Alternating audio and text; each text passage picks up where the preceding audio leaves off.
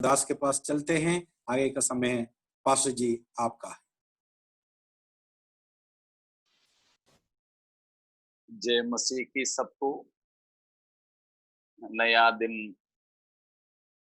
नया समय प्रभु हमें दिया है। परमेश्वर का तहे दिल से मैं धन्यवाद करूंगा। जगह जगह से उपस्थित हम सबको परमेश्वर के वचनों की ओर अपना ध्यान को ले जाने के लिए प्रभु ने ये अवसर दिया है। निरंतर परमेश्वर के वचन को सीखते रहने में हमें जब परमेश्वर ने अवसर दिया है तो उस अनुसार हमारे अंदरूनी मनुष्य नया होता चला जाए, अंदरूनी मनुष्य तंदुरुस्त होता चला जाए। यह परमेश्वर हमसे चाहते हैं। तो आइए हम कल के विचारों को जारी रखेंगे। हमने देखा कल कि स्वर्ग सनातन है या नहीं है, याद होंगे ना। स्वर्ग, अभी परमेश्वर स्वर्ग में रहते हैं। Pastor ji praise the lord, मुझे एक क्वेश्चन करना है। चैट बॉक्स में कीजिएगा। नहीं, एक डाउट है, उसमें थोड़ा सा प्रकाश डाल दीजिए, फिर आगे चलेंगे अपन सब्जेक्ट में। क्या है? भजन संहिता 68 उसका 16 और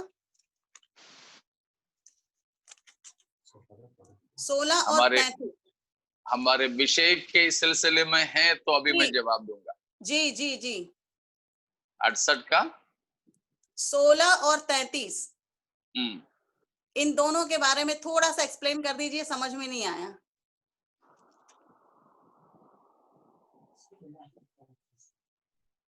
ठीक है, वो जी परमेश्वर इस पृथ्वी पर रहने के लिए, ठीक है, उसी में हम आ रहे हैं। तो हम ये देख रहे थे कि स्वर्ग, अभी परमेश्वर जहां रहते हैं, द अबोर्ड ऑफ गॉड, परमेश्वर के निवास स्थान के तौर पर हम स्वर्ग को मानते हैं। जबकि स्वर्ग बनाया गया है, इसीलिए स्वर्ग सनातन नहीं है। यहां तक सनातन का मतलब हमने देखा कि अनादि से अनंत काल तक रहता है, जिसका शुरुआत भी नहीं है और जिसकी अंत भी नहीं है। तो उस प्रकार स्वर्ग का एक शुरुआत है, इसलिए वो सनातन या इटर्नल नहीं हो सकता। फिर रही बात, ये जो सनातन है उसको दो भाग में बांटा गया है, ठीक है ना। सनातन को दो भागों में बांटा है। वो दो भागों में बांटा, तो पहला हिस्सा अनादि कहलाता है और दूसरा हिस्सा अनंत कहलाता है, ठीक है। ये अनादि और अनंत, ये दोनों जब मिलते हैं तब है सनातन। अनादि और अनंत, अनादि का आदि नहीं, इसलिए अनादि। अनंत का अंत नहीं, इसलिए अनंत। इन दोनों को जब मिलाएंगे तभी तो वो सनातन कहलाएगा, ठीक है। लेकिन ये जो सनातन था, इस सनातन को, ये जो बिल्कुल जो सनातन था, जिसका ना आदि है ना अंत है, ठीक है, जिसका ना आदि है ना अंत है, उस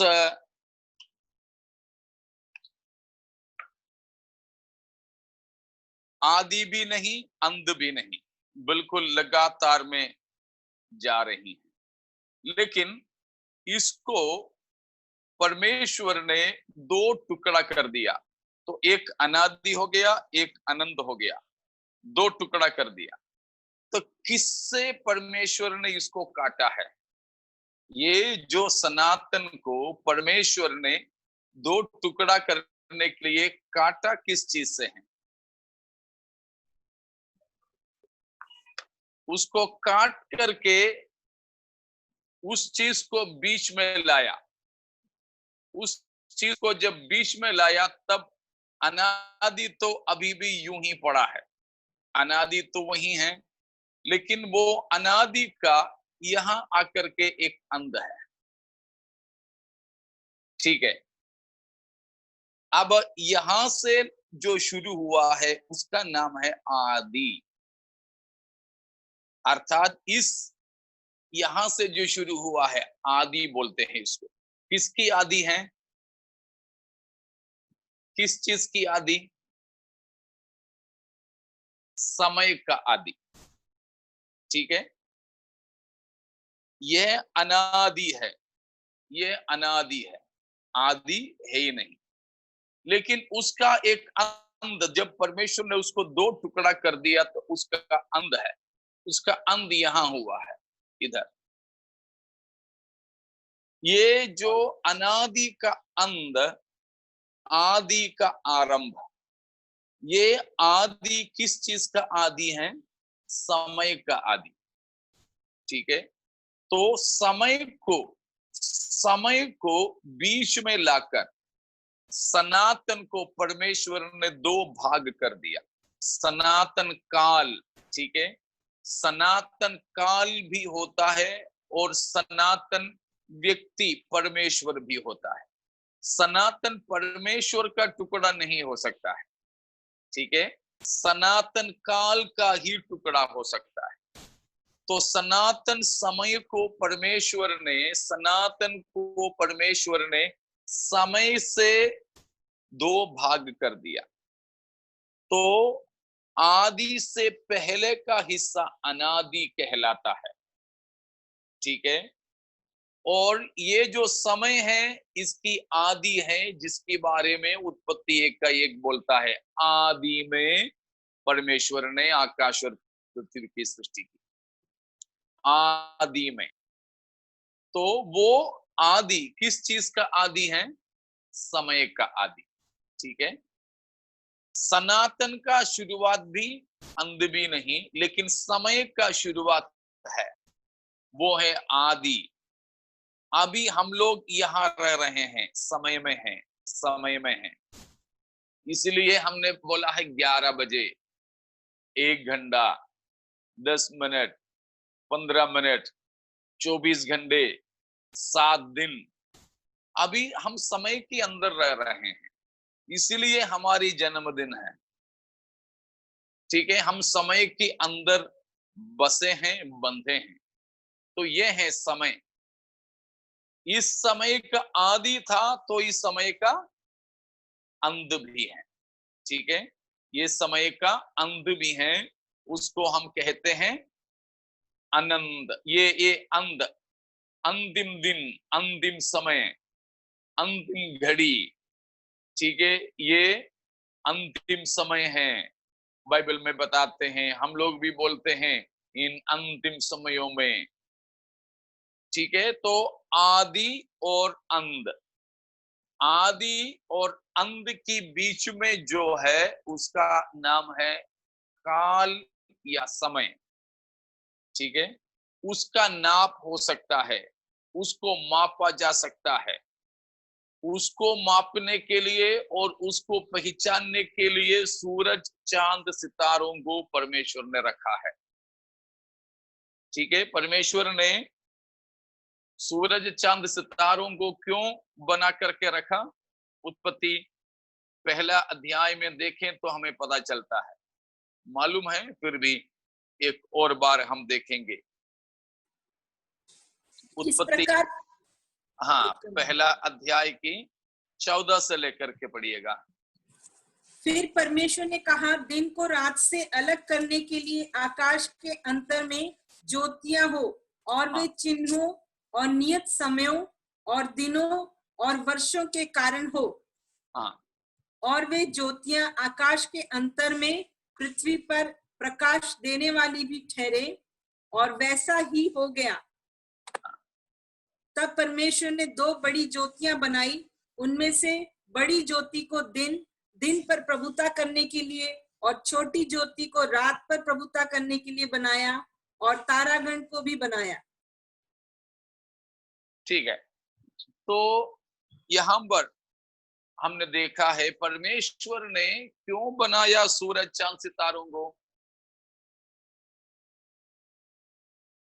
एक तो रात और दिन में प्रकाश दें, दूसरी बात नियत समयों को, दिनों को, कालों को पहचान लें। ठीक है, किस लिए परमेश्वर ने बनाया? एक तो रात दिन का अलग करने के लिए, और चिन्हों, नियत समयों, दिनों, वर्षों को हम जान सकें, उसका कारण ये ज्योतियां हैं। ठीक है, लेकिन अभी जो अनंत काल होने वाला है उसमें सूरज चांद होंगे? उसमें सूरज चांद रहेगी? नहीं। क्यों नहीं रहेंगे?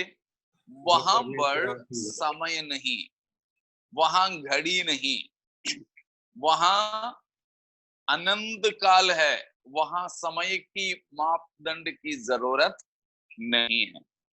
तो देखिए, तो परमेश्वर ने अनादि से, ठीक है, अनादि से रहता है, और उस अनादि को समय से अंध कर दिया, और अभी हम समय में रहते हैं, ये अंध की ओर अभी आ रहे हैं। ये समय के अंध के बाद परमेश्वर अनंत को संस्थापित करेंगे, इसका भी कोई अंत दिखाई नहीं देता है। ये आनंद है, आनंद है। ठीक है, तो ये आनंद, तो ये दोनों को जब मिलाएं, बीच में से जब समय को हटाते हैं, तब वो फिर से सनातन हो जाता है। ठीक है, तो ये सनातन,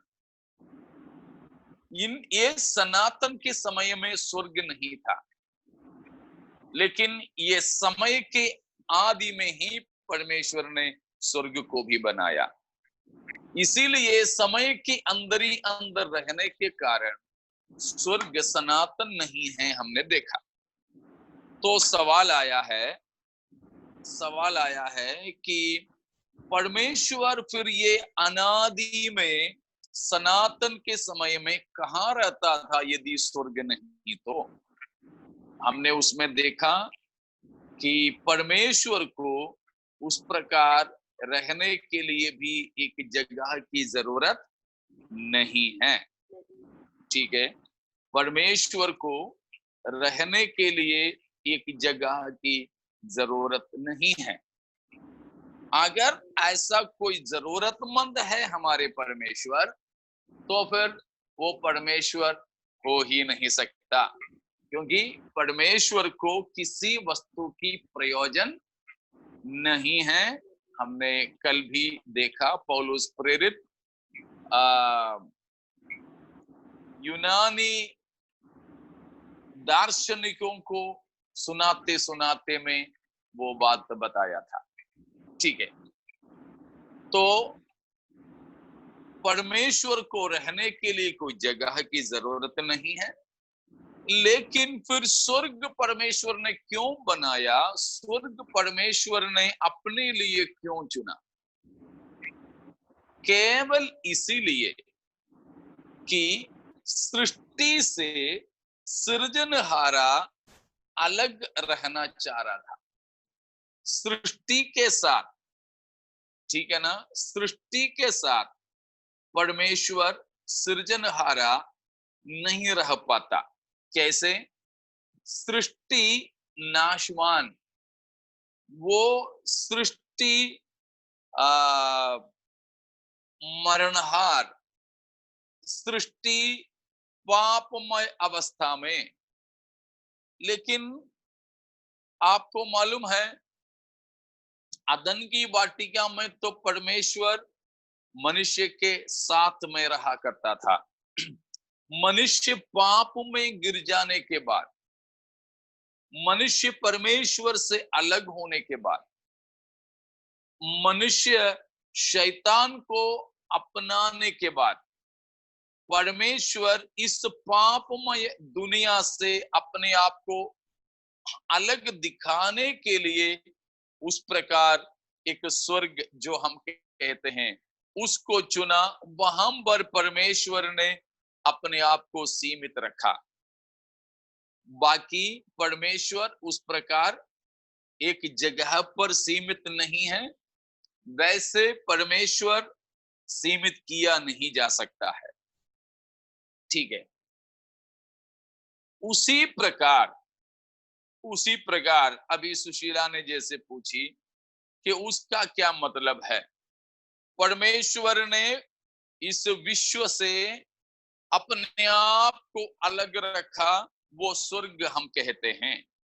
लेकिन जब परमेश्वर ने मनुष्य को बनाया तो क्या चाहा था? मनुष्य को परमेश्वर ने किस लिए बनाया था?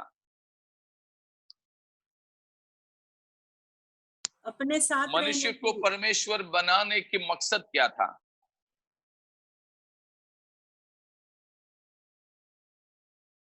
किसी ने कुछ बोला था अभी? परमेश्वर की अपने संगति साथ रहने के लिए, परमेश्वर के साथ संगति रखने के लिए। ठीक है। इसीलिए किसी भक्तों ने कहा है, for fellowship and for partnership God made man. For fellowship and for partnership, संगति के लिए और साझेदारी के लिए परमेश्वर ने मनुष्य को बनाया। उसके लिए मैं तो अक्सर ये पूछता हूं शादीशुदों से कि आपने शादी क्यों किया है? शादी तो करने का खास मकसद एक साथ रहने के लिए था। इसलिए थे विदाई के समय में हमारे बहन लोग चाची तो पहले से तैयार करके रखी थी पहले से, तो विदाई के समय में तो दिखावा के लिए रो पड़ी। जब पति, नया नया पति तो है, तो उनसे रहा नहीं गया, अपनी नई नई पत्नी अपने दिल की टुकड़ा रो रही है, तो इसलिए उसने कहा, पति ने, सुन, अगर तेरी माई की छोड़कर आने में इतना दिक्कत है तो एक काम कर, यहीं रह, मैं चला जाता हूं, कभी कभार आया करूंगा। तो शादीशुदे मेरी बहनों, आप लोग रुक जाती? बिल्कुल भी नहीं, बिल्कुल भी नहीं। आप तो रोना गाना छोड़ के, शायद चाची भी छोड़ के पति से आगे निकल जाती। क्या कारण क्या है? शादी का खास मकसद है एक साथ में रहना, एक साथ में रहना, साथ साथ। इसीलिए हैं बहनें, दुल्हन अपने माँ बाप, भाई बहन सब अपने वातावरण को छोड़कर बिल्कुल अनजान जगह पर चली जाती हैं, बिल्कुल अनजाने व्यक्ति के साथ में निकल जाती हैं। कभी उसने ससुराल के घर देखी नहीं। हाँ, घर वाले देखे हैं, बोलते हैं, लेकिन कभी नहीं देखे। और कभी देखने के लिए आए, एक दो बार लड़के से मुलाकात हुआ होगा। आजकल है तो फिर चैटिंग वाटिंग होता रहेगा, बाकी पहले के जमाने में ये कुछ भी तो नहीं है। फिर भी तो निकल जाती हैं। मतलब क्या है? साथ रहना। उसी प्रकार परमेश्वर ने मनुष्य को बनाया, सबसे खास मतलब था, मकसद था, परमेश्वर के साथ संगति रखें, परमेश्वर के साथ में रहें। इसीलिए ही आदम को बनाया अदन में रखा और प्रतिदिन परमेश्वर मनुष्य के ही अवस्था में आकर उसे संगति रखा करता था। लेकिन वो जब परमेश्वर के बैरी शैतान के अधीन हो गया, उसकी वजह से पूरे पृथ्वी को परमेश्वर ने श्राप दिया। 5 प्रकार के श्राप दिया परमेश्वर ने। पृथ्वी को दिया, अदम को दिया, हव्वा को दिया, साम को दिया और शैतान को दिया। ठीक है, इन 5 प्रकार के श्राप पृथ्वी, पुरुष, स्त्री, साम और शैतान, इन सबको श्राप दिया। पृथ्वी श्रापित हुई, मनुष्य पापी हुए और सारे सृष्टि नाशवान हुए, सड़ाहट के अधीन हुआ। तब परमेश्वर ने अपने आप को इस सृष्टि से, पापमय दुनिया से अलग किया। उसी परमेश्वर चलते चलते चलते में एक यहूदी इस्राएली समाज को बनाया। किस लिए परमेश्वर ने इस्राएली समाज को बनाया था? खास मतलब क्या था इस्राएल को बनाने का? अपने पुत्र यीशु मसीह को भेजे। जी, सुनाई नहीं दिया। अपने पुत्र यीशु मसीह को भेजे। सबसे खास मतलब वो था कि अपना पुत्र मसीह को इस पृथ्वी पर जगत के उद्धारकर्ता के तौर पर भेजें। सबसे खास मतलब वो था। लेकिन उस मतलब को पूरा करने के लिए परमेश्वर क्या चाहा?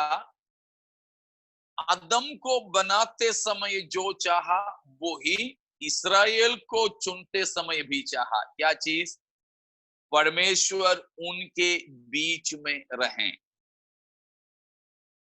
कहीं पर भी देखो तो परमेश्वर उनके बीच में, और बाइबल में किधर भी आप देखो तो परमेश्वर अपने लोगों के बीच में ही रहते हैं। 2 या 3 मत्ती 18 में बताया है, 2 या 3 जहां कहीं पर भी यीशु मसीह के नाम से एकत्रित होंगे, प्रभु ने वादा किया है मैं उनके आगे हूं, बीच में हूं। मैं उनके बीच में होता हूं। परमेश्वर कभी भी कहीं पर भी हो तो बीच में होता है। ठीक है, क्रूस पर मरने के समय में भी ईश्वर और इंसान के बीच में। ठीक है, 2 समयों के बीच में, 2 डाकुओं के बीच में, तो हर जगह परमेश्वर का स्थान बीच में है। इस्राएलियों के भी चुनने के समय में यही हुआ कि परमेश्वर उनके बीच में रहना चाहा। ठीक है, वो चीज हम बाद में आप देख लेना। गिनती की पुस्तक 2 अध्याय, अभी मत देखना। तो गिनती की पुस्तक 2 अध्याय, उसमें इस्राएली मिस्र से निकल के मरुस्थल की यात्रा से कनान की ओर जा रहे हैं। जाते समय में परमेश्वर ने दिया हुआ वाचा, परमेश्वर की वाचा, परमेश्वर की संदूक। ठीक है, उस समय मंदिर नहीं था, मिलाप वाला तंबू था, और उनके पास में एक संदूक था। उसमें परमेश्वर ने अपने 10 आज्ञाओं की पट्टियां रखने के लिए बोला था। वो सब रखा हुआ एक पेटी, एक संदूक उसको बोलते हैं, आर्क ऑफ द कवेनेंट। ये आर्क ऑफ द कवेनेंट, ये संदूक लिए हुए लेवी गोत्र के लोग। ठीक है, बाकी जब ये लोग चलते थे तो ये संदूक की जगह उनकी छावनी की कहां था? ये संदूक के साथ में परमेश्वर की उपस्थिति हुआ करता था। ठीक है, परमेश्वर के वाचा की संदूक के साथ में परमेश्वर की उपस्थिति हुआ करता था। ये परमेश्वर की उपस्थिति यानी संदूक उनकी छावनी के समय में कहाँ हुआ करता था? आगे, पीछे, किसी बगल में या बीच में?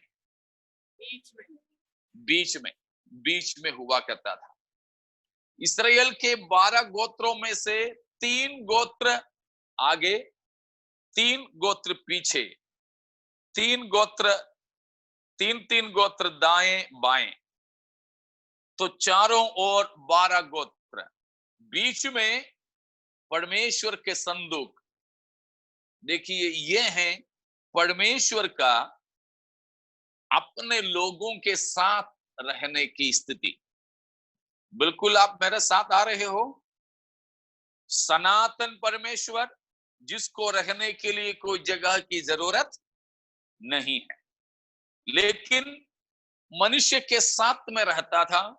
पाप करने के बाद परमेश्वर ने अपने आप को पापी मनुष्य और सड़ाहट की दुनिया से अलग कर दिया। फिर भी परमेश्वर अपनी योजना को नहीं त्यागा, परमेश्वर अपनी योजना को जारी रखा। किनके द्वारा? इस्राएलियों के द्वारा। तो उन इस्राएलियों को चुनकर परमेश्वर अपने निवास स्थान होने के लिए चुना। ठीक है ना? परमेश्वर इस्राएलियों को चुनकर अपना निवास स्थान होने के लिए रखा। देखिए, लेवी व्यवस्था 20 अध्याय, लेवी व्यवस्था 20 अध्याय उसका 26वां वचन। तुम मेरे लिए पवित्र बने रहना, क्योंकि मैं यहोवा स्वयं पवित्र हूँ, और मैंने तुमको और देशों के लोगों से इसलिए अलग किया है कि तुम निरंतर मेरे ही बने रहो। तुम निरंतर मेरे ही बने रहो। तो परमेश्वर के ही वे बने रहने के लिए परमेश्वर ने उनको चुन लिया, ताकि परमेश्वर उनके बीच में रहें। पुराने नियम की वो बात को पौलुस प्रेरित उठा करके कहते हैं। देखिए, 2 कुरिन्थियों 6 अध्याय, कुरिन्थियों के लिए पौलुस की पत्री, 2 पत्री 6 अध्याय उसका 16वां पद को पढ़िए।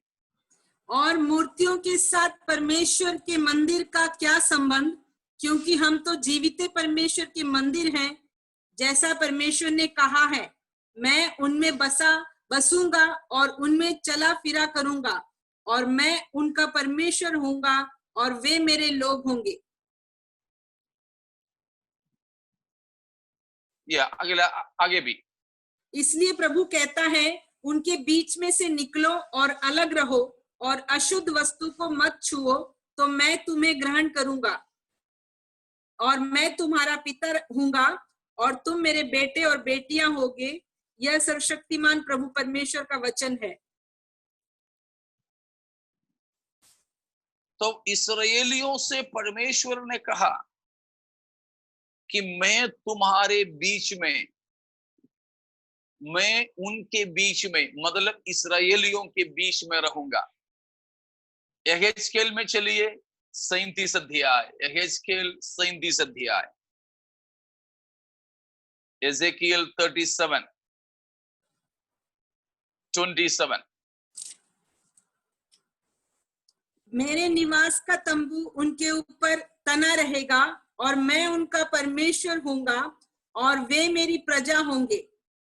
28 भी। जब मेरा पवित्र स्थान उनके बीच सदा के लिए रहेगा, तब सब जातियां जान लेंगी कि मैं यहोवा इज़राइल का पवित्र करने वाला हूँ। 37 अध्याय का 27-28 है जो हमने पढ़ा है। ठीक है, 37 का 27 और 28। तो वहां पर उनमें से उठा करके कुरिन्थियों की पत्री में पौलुस ने लिखा है। तो परमेश्वर ने कहा है, परमेश्वर इस्राएलियों को चुनकर अलग किया ही इसीलिए कि परमेश्वर उनके बीच में रहे। ठीक है, परमेश्वर उनके बीच में रहे। देखिए, वो यात्रा में आप मेरे साथ साथ में चलते रहना। अपने साथ रहने के लिए मनुष्य को बनाने वाला परमेश्वर, लेकिन पाप करके मनुष्य परमेश्वर से दूर हुआ, परमेश्वर भी मनुष्य से दूर हुआ। इसलिए बोलते हैं कि मनुष्य और परमेश्वर एक साथ में थे। ठीक है, परमेश्वर और मनुष्य एक साथ में थे। अब ध्यान दीजिएगा, तो दोनों एक साथ में थे, लेकिन मनुष्य पाप करके एक कदम पीछे गया। मनुष्य कितना ही पीछे गया? केवल एक ही कदम। परमेश्वर भी एक कदम पीछे गया। तो एक कदम पीछे मनुष्य गया तो परमेश्वर से कितने कदम दूर हो गए? 2 कदम। 2 कदम। इस प्रकार एक साथ रहे मनुष्य, पाप के कारण दूर हुए। परमेश्वर भी अपने आप को स्वर्ग नाम की जगह पर सीमित रखा, इस मनुष्य से अलग। फिर भी परमेश्वर अपनी योजना नहीं त्यागा, इस्राएलियों को बनाया। क्यों बनाया? उनको पवित्र करके अपने लिए चुन ले, ताकि परमेश्वर उनके बीच में रहे। परमेश्वर उसी प्रकार उनके बीच में रहा भी करता था, उनके साथ साथ में चला करता था, उनके साथ साथ में चलता, उनके बीच में रहता। ये तो परमेश्वर अवश्य किया करता था। ठीक है, गिनती की पुस्तक में देखिए,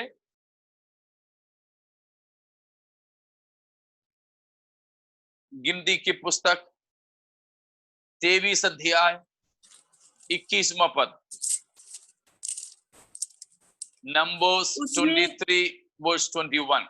हाँ, उसने याकूब में अनर्थ नहीं पाया और ना इज़राइल में अन्याय देखा है। उसका परमेश्वर यहोवा उसके संग है और बस, में राजा की सी ललकार होती है। परमेश्वर यहोवा इस्राएल के संग है।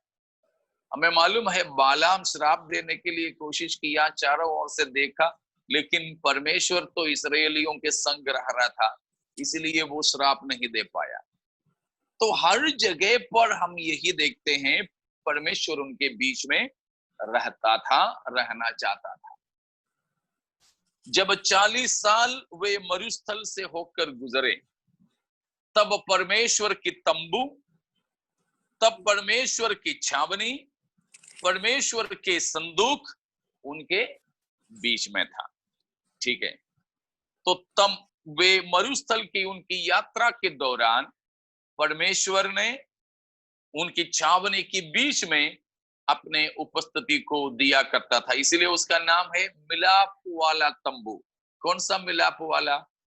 परमेश्वर इस्राएलियों से मिलने का, tent of meeting, tent of meeting, tent of God meeting with his people. परमेश्वर अपने लोगों से मिलने वाला मिलाप का तंबू, उसका नाम था। इसलिए तो वो उनके बीच में थे। ठीक है, 3 गोत्र आगे, 3 पीछे, 3 अगल बगल में, बीच में लेवी के गोत्र। ये सारे मंदिर का, आराधना का, सारे चीजों को लेकर चलते थे। ठीक है, उसके बाद परमेश्वर ने, अब इस्राएली चलते चलते 40 साल बीतने पर पहुंच गए कहां? कनान देश में। कनान देश में, तो कनान देश में परमेश्वर इस्राएलियों को पहुंचाया। पहुंचाने के बाद परमेश्वर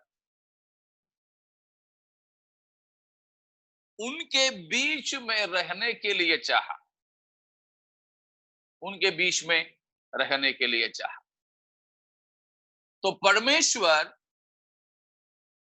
देखिए मनुष्य को बनाया, मनुष्य पाप की, उसके बाद इस्राएलियों को चुना। परमेश्वर केवल, देखिए आमोस 3:2 पढ़े तो वो अब समझ में जल्दी आ जाएगा, मैं ज्यादा बोलने की जरूरत नहीं पड़ेगा। आमोस पृथ्वी के सारे कुलों में से मैंने केवल तुम ही पर मन लगाया है, इस कारण मैं तुम्हारे सारे अधर्म के कामों का दंड दूंगा। परमेश्वर, बस परमेश्वर पापी दुनिया से, पापी मानव जाति से केवल इस्राएलियों को ही अपने लिए चुना। ठीक है, पृथ्वी के सारे लोगों से परमेश्वर केवल इस्राएलियों को ही अपने लिए चुना। उसी प्रकार परमेश्वर पृथ्वी के सारे जगहों से केवल यरूशलेम को ही अपने निवास स्थान होने के लिए चुना। ठीक है, पृथ्वी के सारे कुलों में से केवल इस्राएलियों के ही परमेश्वर ने अपने लोग होकर के चुना। उसी प्रकार केवल यरूशलेम को ही परमेश्वर ने पृथ्वी भर के जगहों से अपने लिए रहने का जगह होकर के चुना।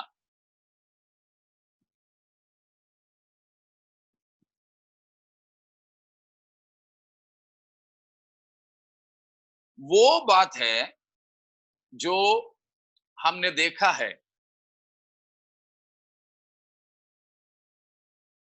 कि परमेश्वर रहने के लिए चुना हुआ एक जगह, वो एक विशेष स्थान हम पुराने नियम में जब देखते हैं तो वो है होरेब का पहाड़, सीनाई का पहाड़, जहां परमेश्वर अपने आप को प्रकट करने के लिए चुना था। ठीक है, मूसा को परमेश्वर ने वहीं प्रकट किया, इसलिए वो पहाड़ का 3 नाम हमें मालूम है। क्या क्या है? माउंटेन ऑफ गॉड, परमेश्वर का पर्वत कहलाता है, और सीनाई पहाड़ कहा जाता है, और होरेब पहाड़ कहा जाता है। तो परमेश्वर अपने आप को प्रकट करने के लिए चुना हुआ एक पर्वत है, एक पहाड़ है। वो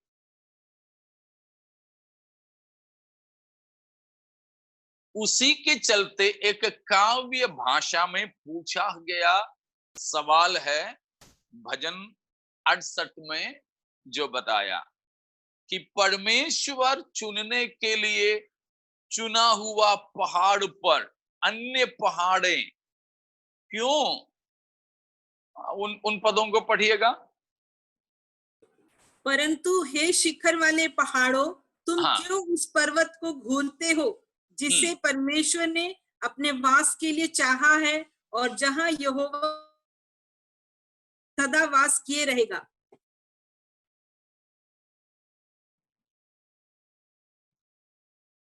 तो वहां पर बताया है कि परमेश्वर रहने के लिए चुना हुआ वो पर्वत, उसे बाकी पर्वतें घूरते हैं। ये काव्य भाषा है, ठीक है ना, क्योंकि भजन संहिताएं हम लोग तो अभी पढ़ते हैं, लेकिन आपको मालूम है ये भजन संहिताएं हैं, वो पढ़ने का नहीं है, गाने का है। लेकिन हमें नहीं पता उसका राग ताल क्या है। फिर तो केरल वालों को तो मालूम है, केरल में ये ऑर्थोडॉक्स याकोबाइट जैसे कलीसिया वाले वचन जो भी पढ़ते हैं वे तो एक विशेष टोन में गाते हैं वो, लेकिन वो इसका टोन नहीं है, वो तो ऐसे ही बना के गा रहे, वो टोन में नहीं है। शायद आपको इंटरनेट में कुछ कुछ मिलेगा, यहूदी लोग भजन संहिताओं को इब्रानी में कैसे गाते हैं, तो उसका राग ताल वगैरह किसी किसी भजन संहिता के ऊपर लिख दिया भी है, वो ताल में गाना है, हमको नहीं मालूम है। इसलिए യാക്കോബക്കാരും ഓർത്തഡോക്സുകാരും നീട്ടി ബൈബിൾ വായിക്കുന്നതല്ല സങ്കീർത്തനത്തിന്റെ ട്യൂൺ കേട്ടോ. നമുക്ക് അതിന്റെ ട്യൂൺ അറിഞ്ഞുകൂടാത്തത് കൊണ്ട് നമ്മൾ വായിച്ചു വിടുക. സങ്കീർത്തനങ്ങളാണ്, അവയ്ക്കൊക്കെ കീർത്തനങ്ങളുണ്ട്, രാഗങ്ങളുണ്ട്, താളങ്ങളുണ്ട്, ലയങ്ങളുണ്ട്, നമുക്കറിഞ്ഞുകൂടാതെ. യഹൂദന്മാർ ഇപ്പോഴും അങ്ങനെ തന്നെയാണ് പാടുക.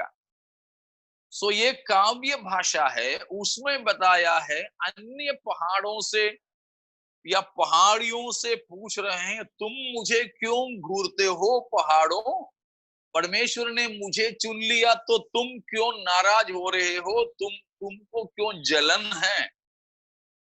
ये काव्य भाषा में मतलब क्या है? मतलब ये है कि परमेश्वर ने इस्राएलियों को चुना, परमेश्वर ने इस्राएलियों को चुना।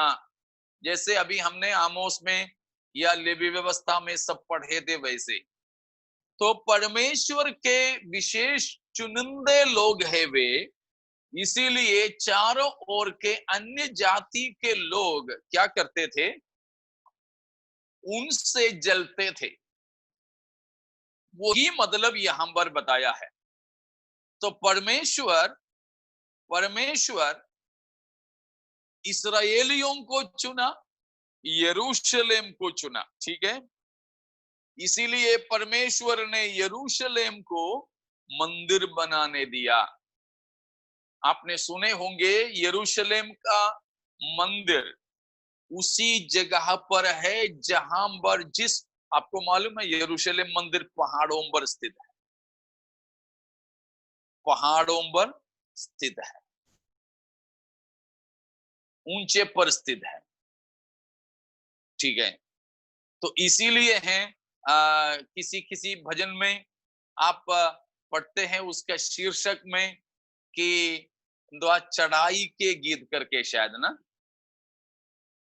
Songs of ascension. देखिए 120वां भजन संहिता से लेकर उसका 120 का शीर्षक में हेडिंग में क्या लिखा है? यात्रा का गीत, यात्रा का गीत लिखा है। हाँ जी। इंग्लिश में किसी का पास इंग्लिश बाइबल है तो हेडिंग में क्या दिया है? A prayer for help. नहीं, हेडिंग में कुछ दिया है। मलयालम में जैसे दिया है आरोहण गीतम, सॉन्ग्स, ये सॉन्ग ऑफ ascension किया।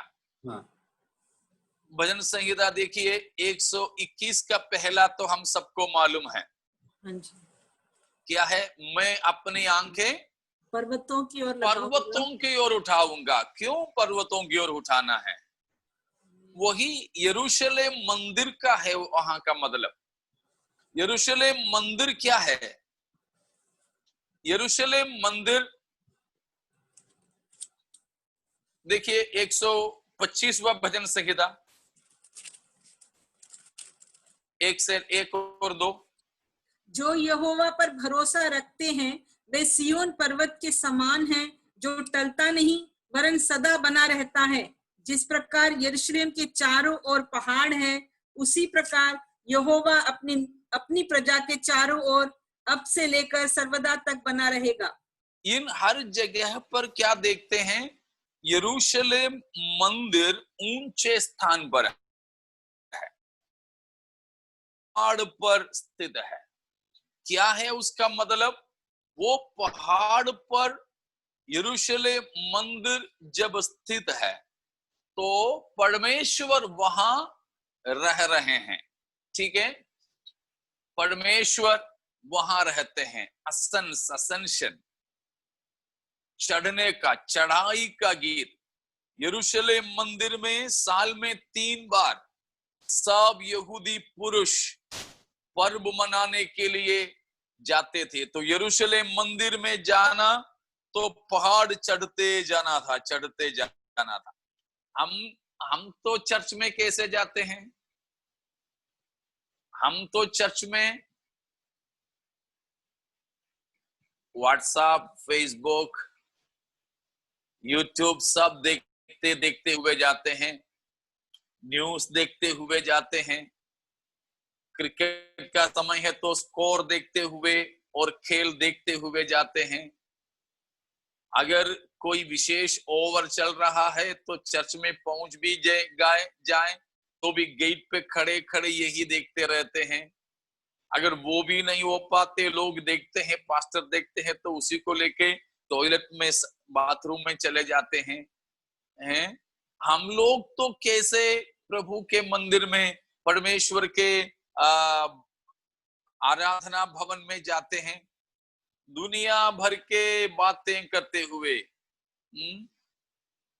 दुनिया भर की बातें करते हुए, खेल कूद की, राजनीति की। बहन लोग है तो खाना, साड़ी, कपड़ा, चप्पल, इन सारी चीजों के बारे में बातें करते हुए, है ना। लेकिन ये इस्राएली यरूशलेम मंदिर जाते समय व्हाट्सएप, यूट्यूब देखते हुए नहीं जाते थे। वे लोग खाना पीने की कोई बातें नहीं करते थे। वे जब मंदिर जाते थे तो वे ये सब जो भजन है ना, जो 120 से लेकर, वो भजनों को गाते गाते हुए जाते थे। कुछ नहीं तो आपको मालूम है कि हमारे समाज में भी ऐसे होते हैं कि लोग कहीं कहीं मंदिरों में जाते हैं, कोई तीर्थ स्थानों में जब जाते हैं, वे कैसे जाते हैं? जिस देवता की पूजा के लिए जा रहे हैं उसकी नारा लगाते जाते थे, अभी भी जाते हैं। शायद बिना चप्पल के, हमें मालूम है कोई तो पैदल चलते जाते हैं, तब भी वे यही नारा लगा के चलते हैं, यही नारा लगा के चलते। उसी प्रकार इस्राएली भी जाते थे। तो वैसे जाने का समय तो कहां था? ये पहाड़ पर, पहाड़ पर। तो वो उसी जगह पर मंदिर बना है जिस पहाड़ पर परमेश्वर ने इब्राहिम से कहा था कि इसहाक की बलिदान चढ़ा दें। उसी पहाड़, मोरिया, हम लोग मोरिया के पहाड़ बोलते हैं, लेकिन वो भी गलत है। मोरिया एक देश है, वहां एक पहाड़ नहीं, बहुत पहाड़ थे। इसलिए परमेश्वर ने मोरिया पहाड़ में ले जाके बलि चढ़ा वो नहीं बोला था। मोरिया के देश में जिस पहाड़ में मैं तुम्हें बताऊंगा उस पर चढ़ा वो बोला। तो चारों ओर पहाड़े हैं, चारों ओर पहाड़े। तो उसका मतलब ये नहीं कि बिल्कुल पत्थरीले वैसे वैसे, लेकिन ऊंचे स्थान, ऊंचे स्थान।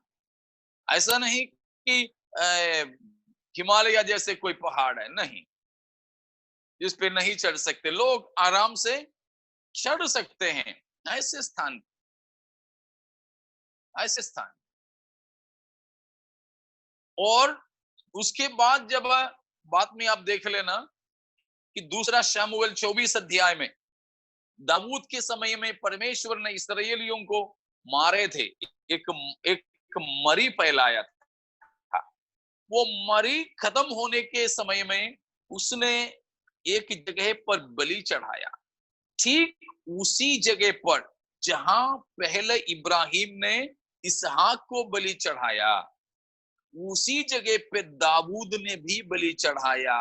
और बताए जाते हैं ठीक उसी जगह पर यरूशलेम का मंदिर बना है जहां परमेश्वर अपने आप को प्रकट किया था। लेकिन परमेश्वर उस प्रकार उन्हें चुनने के वजह से अन्य लोग उनसे घूरते थे या उनसे नाराज होते थे, जलन करते थे। उसी के बारे में भजन 68 में हमने पढ़ा है। तो मतलब बस यह है, यरूशलेम को परमेश्वर ने चुना अपना निवास स्थान होने के लिए। तो क्या परमेश्वर यरूशलेम में समाया जा सकता है? नहीं। यरूशलेम मंदिर में समाया जा सकता है? नहीं। लेकिन यह था कि परमेश्वर ने अपने लोगों को प्रेम करके चुनने के कारण अपने उपस्थिति उन्हें दिया है, अपने उपस्थिति उन्हें दिया।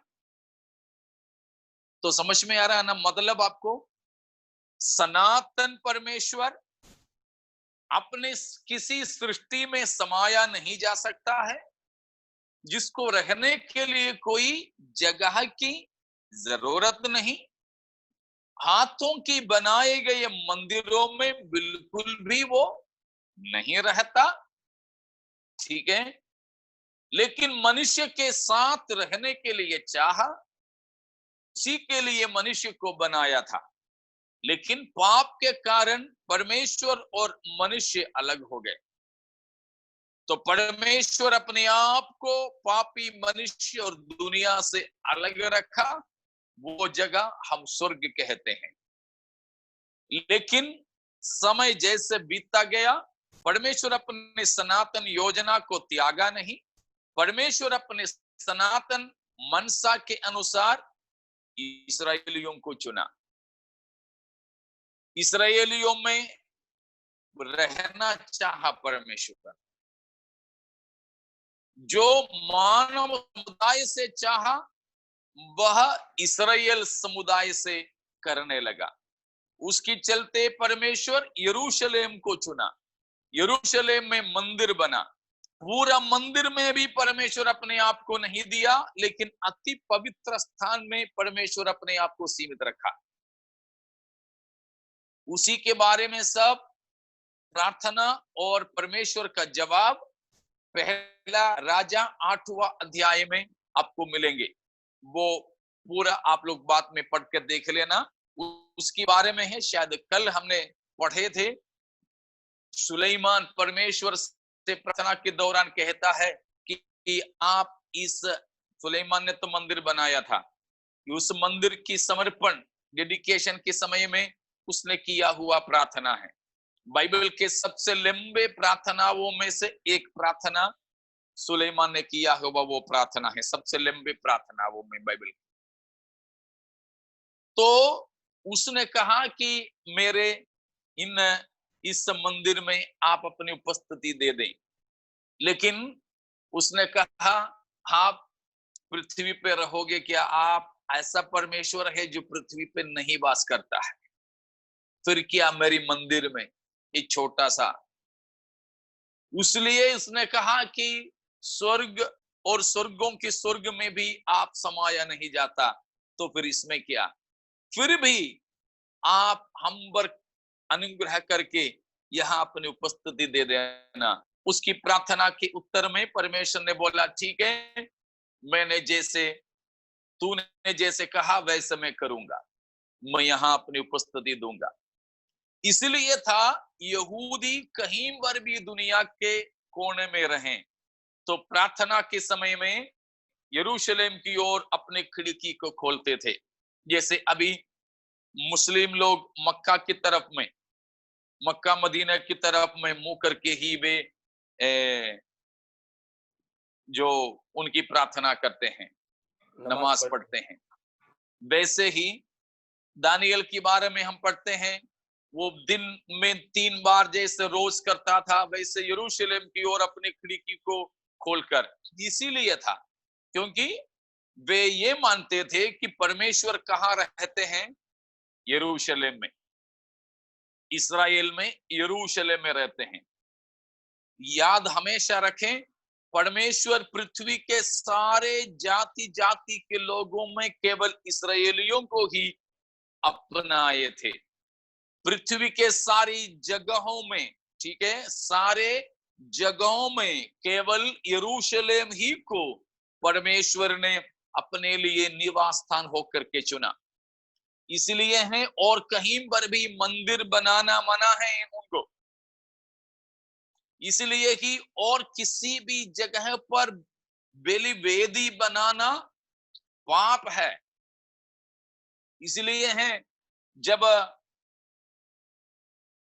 पता चला कि कनान में इस्राएल प्रवेश करने के बाद में यर्दन के उस पार रहने वाले 2 गोत्र के लोग जाते जाते में बेलवेदी बनाया सुनकर सब इस्राएली उनसे लड़ने के लिए आ गए थे। यहोशू की किताब में आपको पढ़ने को मिलेगा वो। और राजाओं की किताब में हम पढ़ते हैं कि जब इस्राएली 12 गोत्र 2 भाग में बटे, यहूदा और इस्राएल। इस्राएल में 10 गोत्र थे। यरोबयाम उनका पहला राजा था। उन्होंने ये सोचा कि मंदिर में यरूशलेम में बलि चढ़ाने के लिए इस्राएली लोग जाएंगे तो सब यरोबयाम के साथ रहोबयाम यानी यहूदियों के साथ जुड़ जाएंगे करके कि बलिवेदी इस्राएल में लगाया। वो भी उनके लिए पाप का कारण बना। तो यरूशलेम के अलावा कहीं पर भी मंदिर भी नहीं बनाया जा सकता है, बलिवेदी भी नहीं बनाया जा सकता है, क्योंकि परमेश्वर ने उसी जगह को चुना है अपने निवास स्थान होने के लिए। अब यरूशलेम तो है मगर मंदिर नहीं, बलिवेदी नहीं। अब परमेश्वर बेचारा, परमेश्वर को रहने की तो कोई जगह ही नहीं है ना जी। पढ़िएगा इफिसियों 2 अध्याय 20, 21, 22। इफिसियों 2, 20, 21, 22। और प्रेरितों और भविष्यद्वक्ताओं की नींव पर, जिसके कोने का पत्थर मसीह यीशु स्वयं ही है, बनाए गए हो, जिसमें सारी रचना एक साथ मिलकर प्रभु में एक पवित्र मंदिर बनती जाती है। कलीसिया के बारे में बता रहे हैं। यीशु मसीह कोने का सिरे का पत्थर, प्रेरितों भविष्यद्वक्ताओं का नींव पर एक कलीसिया परमेश्वर के लिए पवित्र मंदिर बनते जाती हैं। अगला पद पढ़िएगा। जिसमें तुम भी आत्मा के द्वारा परमेश्वर का निवास स्थान होने के लिए एक साथ बनाए जाते हो। अब परमेश्वर को निवास स्थान है, परमेश्वर का मंदिर है पृथ्वी पे है। कौन है, कहाँ है? हाँ, 2 मंदिर है अभी। एक मंदिर हमारे शरीर, दूसरा मंदिर कलीसिया आमतौर पर। तो परमेश्वर के यरूशलेम मंदिर तोड़ा गया। परमेश्वर अपने उपस्थिति की जगह को त्याग दिया। तो परमेश्वर अब अपने पवित्र लोगों में रहते हैं, हमारे शरीर भी, और हम जब एकत्रित होते हैं मंडली भी परमेश्वर का निवास स्थान है। याद रखिए, परमेश्वर का सनातन योजना क्या है? परमेश्वर ऐसा एक समाज को बना ले जिसमें परमेश्वर रहा करें। याद रखें, परमेश्वर की सनातन योजना क्या है? परमेश्वर जहां जिनके बीच में रहे, ऐसा एक समाज को बना ले। मनुष्य को उसी के लिए बनाया, पाप करके गए। इस्राएल को उसी के लिए चुना, वे भी पाप करके हट गए। अब परमेश्वर की सनातन योजना में प्रभु आ गया। भिन्न भिन्न जाति जाति में से, अलग अलग कुल से, गोत्र से, भाषा से, कौम से, रंग से मुझे और आपको परमेश्वर ने शामिल किया है। इसलिए परमेश्वर का निवास स्थान होकर मैं और आप पवित्र कलीसिया बने। हम कौन हैं? परमेश्वर के पवित्र मंदिर है। हम कौन हैं? परमेश्वर के पवित्र निवास स्थान है। हमारे द्वारा परमेश्वर क्या चाहता है? परमेश्वर हम में रहना चाहता है। परमेश्वर हम में जब रहना चाहता है तो हमको क्या बनना चाहिए? पवित्र बनना चाहिए। जब हम पवित्र बनेंगे, जब हम पवित्र मंदिर बनेंगे, जब हम पवित्र निवास स्थान बनेंगे तो परम पवित्र परमेश्वर हम में वास करेंगे। इसकी सिद्धता कब होगा? इसकी सिद्धता कब होगा? वो सिद्धता होने के लिए है प्रभु यीशु मसीह बादलों पर आने वाला। अभी तो कलीसिया इधर उधर है, पवित्र मंदिर बने हुए पवित्र लोग इधर उधर है, लेकिन परमेश्वर उन सबको इकट्ठा करना चाहेंगे। कहां इकट्ठा करेंगे? उदयपुर में, सुजनगढ़ में, मुंबई में? कहीं नहीं। यरूशलेम में? नहीं। यहां कहीं पर भी नहीं परमेश्वर इकट्ठा करेंगे। अमेरिका में? बिल्कुल भी नहीं। जैसे हमारे भारत के अन्य भारतवासी बोलते हैं तुम सब अमेरिका चले जाओ, उनको बोलो भाई हमारे परमेश्वर अपने सनातन योजना अमेरिका में पूरा नहीं करने जा रहे हैं, लेकिन परमेश्वर अपनी सनातन योजना पवित्र लोगों को सबको एक ही गांव में इकट्ठा करने जा रहे हैं। वो पृथ्वी पे नहीं है परंतु स्वर्ग में, जहां परमेश्वर अभी विद्यमान है वहां हमें लेकर जाने वाला है। हालेलुया। तो उसी के लिए है प्रभु ने कहा जहां मैं रहूं वहां तुम भी रहें, उसके लिए मैं फिर आकर तुमको लेकर जाऊंगा। पृथ्वी के किसी भी गांव में, पृथ्वी के किसी शहर में, पृथ्वी के किसी देश में हमको प्रभु इकट्ठा नहीं करेंगे, क्योंकि जो पवित्र लोग जिंदे हैं वो ही नहीं परंतु जो मर चुके पवित्र लोग हैं प्रभु में, उन सबको भी इकट्ठा करके, उन सबको भी जिलाकर एक साथ में परमेश्वर अपना निवास स्थान होकर के खड़ा कर देंगे। तो उन तमाम प्रभु में सोए हुए पवित्र लोगों को भी जिलाकर अभी जो पवित्र लोग हैं उन सबको रूपांतरित करके एक साथ करने के लिए पृथ्वी पे कोई जगह नहीं है। पृथ्वी पे समाया जा सकता उससे भी ज्यादा है पवित्र लोगों की गिनती। समझ रहे हो ना? मेरे साथ आप आ रहे हो? मैं समाप्त करने जा रहा हूं। इस पृथ्वी पे आप एबेल से लेकर, वो था सबसे पहला विश्वासी जो मरा, ठीक है, अदम का बेटा एबेल, ठीक है, आबेल से लेकर अब ना जाने कितने और आबादी पृथ्वी पर होंगे और कितने और लोग अब मसीह में आएंगे नहीं मालूम। तो हाबेल से लेकर तमाम मरे हुए पवित्र लोगों को अमर शरीर में अविनाशी दशा में जिलाकर अभी जितने करोड़ों लोग जिंदे हैं पृथ्वी पर, उन तमाम जीवित पवित्र लोगों को अमरता में रूपांतरण देकर एक साथ में परमेश्वर उनके साथ रहेंगे। तो इन सबको एक साथ में पृथ्वी के किसी भी देश में समा नहीं सकेंगे, उतना ज्यादा है इन पवित्र लोगों के गिनती।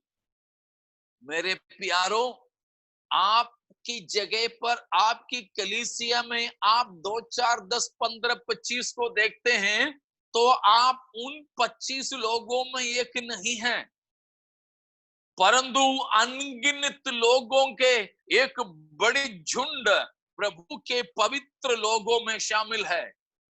तो हम पृथ्वी पर एक अल्पसंख्यक नहीं हैं, हम तो पृथ्वी पे बहुमत लोग हैं, क्योंकि एक बहुत बड़ी झुंड प्रभु में है। कुछ सोए हैं, कुछ जीवित है। Praise the Lord. भले ही हमें तो अभी 10, 15, 50 या 100 ही दिखाई दे रहे हैं, मगर इतने नहीं।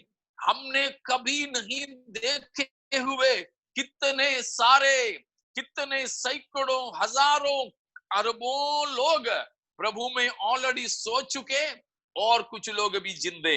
इन सब को लेकर प्रभु एक आनंद राज्य को संस्थापित करेंगे। उसके लिए नगर को तैयार है। केवल उसको भवन मत समझिए, वो एक नगर है, वो एक नगर है। ठीक है ना? इसीलिए है हम गाते हैं, एक पवित्र नगर है, पवित्र नगर वो है, पिता को भाया है वो नगर हमें दे दे। तो प्यारों, वो एक विशेष बात होने जा रहे हैं। जबकि हमारी अनंतता के बारे में समझे तो ये बात समझना है, हम तो अनंतता के बारे में, प्रभु यीशु मसीह धरती पर आना, परमेश्वर की अनंत राज्य शुरू होना, उस अनंतता के बारे में सीख रहे हैं। समझ में आ रहा होगा शायद आपको। नहीं आ रहा है तो मुझे बता दीजिएगा, ठीक है? तो परमेश्वर उस प्रकार अपने लोगों को साथ में रखकर और उनके लोगों के साथ में रहने वाला है। एक बार और उस वचन पढ़कर हम समाप्त करते हैं। प्रकाशित वाक्य 21 का 3 पद। फिर मैंने सिंहासन में से किसी को ऊंचे शब्द से यह कहते हुए सुना, देख, परमेश्वर का डेरा मनुष्यों के बीच में है, वह उनके साथ डेरा करेगा और वे उसके लोग होंगे और परमेश्वर आप उनके साथ रहेगा और उनका परमेश्वर होगा। यहेजकेल 37, 27, 28 में जो हमने पढ़ा, दूसरा कुरिन्थियों 6 का 16 में जो पढ़ा, वो सब यहाँ आके पूरा हो रहा है। इधर सिद्ध होने जा रहा है जब इस दुनिया का अंत होगा। इस पृथ्वी को, आकाश को प्रभु नया बनाएंगे, आग से इसको शुद्ध कर देंगे। उसके बाद कभी नहीं टलने वाला एक राज्य परमेश्वर स्थापित करेंगे। वो स्वर्ग में बना हुआ है और वो पृथ्वी पर उतर आएंगे। उस नगर में हम परमेश्वर के साथ हमेशा हमेशा रहेंगे। वहां पर हमने सुना है, देखो क्या है, परमेश्वर का डेरा मनुष्यों के बीच में। आदम को बनाते समय परमेश्वर ने जो चाहा वो यहाँ पूरा होगा। इस्राएल को चुनते समय परमेश्वर ने जो चाहा यहाँ वो सिद्ध होगा। हाँ प्यारों, हम आनंदित और मगन हो सकते हैं, हमारी बीमारी, कष्ट, मुसीबत को भूल सकते हैं कि हमारे प्रभु आने वाला है, अपने तमाम पवित्र लोगों को लेकर पवित्र नगर में प्रवेश करने जा रहे हैं। वहां अनंतता होगा, वो राज्य फिर कभी समाप्त नहीं होगा। 5 साल में चुनाव नहीं होगी, विपक्ष का कोई उपद्रव नहीं होगा, वहां कोई हड़ताल नहीं होगी, नारा नहीं होगी। हाँ, एक ही नारा होगा, हल्लेलुया हल्लेलुया हल्लेलुया का ही नारा। तो आओ हम उस बड़े दिन की आशा में पवित्र जीवन बिताएं। न जाने शायद वो दिन की शुरुआत आज हो जाए हमारे प्रभु यदि आज बादलों पर आए बारात लेकर, तो हमें दुल्हन बनकर प्रभु के साथ में जाना है। अब वो अपने आप को सजाते रहें।